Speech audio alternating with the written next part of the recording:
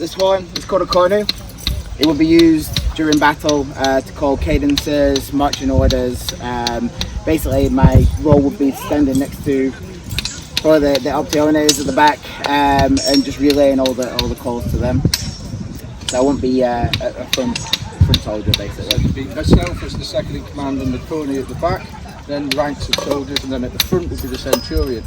You might have noticed that the position of the weapons is slightly different as well. So normal officers and soldiers, miles, who would be carrying a shield in their left hand, had the sword in their right hand. Okay, so all Roman soldiers were right-handed, even if they weren't. So you held your shield in one hand and you drew your sword with the right hand.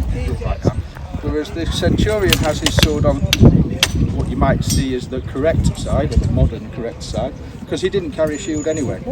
He has a stick, a vine staff, which he used for discipline mostly. He would hit the soldiers until they did what he was telling them to do.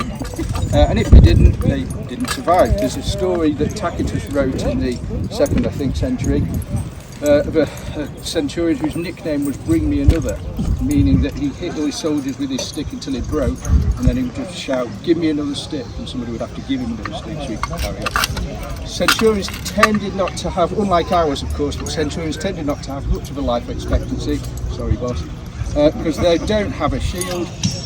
They're the main focus of attack for everybody else, because obviously if they take him out, he's the one who's controlling the remaining 80 soldiers behind him.